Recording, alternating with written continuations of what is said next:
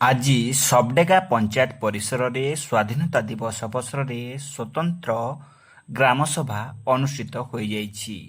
ଏହି କ୍ରମରେ ପଞ୍ଚାୟତର ଉନ୍ନତିକରଣକୁ ନେଇ ଅନେକ ଦିଗ ଉପରେ ଆଲୋକପାତ କରାଯାଇଥିଲା। ସ୍ଥାନୀୟ ସରପଞ୍ଚ ଶ୍ରୀଯୁକ୍ତ ଗଣେଶ ପ୍ରଧାନ ସରକାରଙ୍କ ପ୍ରତ୍ୟେକ ଲୋକାଭିମୁଖୀ ଯୋଜନା ବିଷୟରେ ଅବଗତ କରାଇବା ସହିତ ତାର ଉପକାରିତା ବିଷୟରେ ବୁଝାଇଥିଲେ। ଏହି ସ୍ୱାଧୀନତା ଦିବସ ଅବସରରେ ସବଡେଗା ପଞ୍ଚାୟତରେ ନୂତନ ଭାବେ ଶ୍ରୀଯୁକ୍ତ ଶୁଭମ ସାହୁ ପଞ୍ଚାୟତ ନିର୍ବାହୀ ଅଧିକାରୀ ଭାବେ ଉପସ୍ଥିତ ରହିଥିଲେ। ତା ସହିତ ଆଉ ଅନେକ ବିଭାଗର ଅଧିକାରୀ ଯଥା କୃଷି, ପାନୀୟ ଜଳ ବିଭାଗ, ବିଦ୍ୟୁତ ବିଭାଗ, ସ୍ୱାସ୍ଥ୍ୟ ବିଭାଗର ଅଧିକାରୀ ଉପସ୍ଥିତ ରହିଥିଲେ।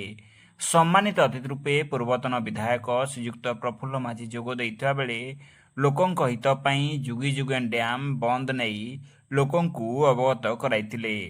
ସର୍ବସହମତିକ୍ରମେ ପଞ୍ଚାୟତରେ ଡ୍ୟାମ୍ ବନ୍ଦ ହେବା ନେଇ ନାରାବାଜି ହୋଇଥିବା ଦେଖିବାକୁ ମିଳିଥିଲା। ଏହା ସହିତ ଡ୍ୟାମ୍ ବନ୍ଦ ହେବା ନେଇ ଏକ ଲିଖିତ ଅଭିଯୋଗ ସରପଞ୍ଚ ଜରିଆରେ ମୁଖ୍ୟମନ୍ତ୍ରୀଙ୍କୁ ଦେବା ପାଇଁ ସ୍ଥିର କରାଯାଇଥିଲା। ଏହି ଗ୍ରାମସଭାରେ ଗ୍ରାମର ବହୁ ସଂଖ୍ୟାରେ ଗ୍ରାମବାସୀ ଯୋଗଦେଇ ସଭାକୁ ସଫଳ କରିଥିଲେ। ଗ୍ରାମସଭା ପରେ ପରେ ପଞ୍ଚାୟତ ସ୍ତରରେ ଭତ୍ତା ହିତାଧିକାରୀଙ୍କୁ ଭତ୍ତା ବଣ୍ଟନ କରାଯାଇଥିଲା। ସବଡେଗାରୁ ରାଜୁ ପଟେଲଙ୍କ ରିପୋର୍ଟ, ସନ୍ଧ୍ୟା ନ୍ୟୁଜ୍। नमस्कार, मु सबड़िया सरपंच गणेश प्रधान। प्रथमे आपणको अंचलवासी को 80तम स्वाधीनता दिवस उपलक्षे हार्दिक अभिनंदन एवं शुभेच्छा। आमर ग्राम सभा अनुष्ठित होता जहाँकि बहुत शांति श्रृंखल अनुष्ठित है। ग्राम सभा विभिन्न विषय आलोचना है।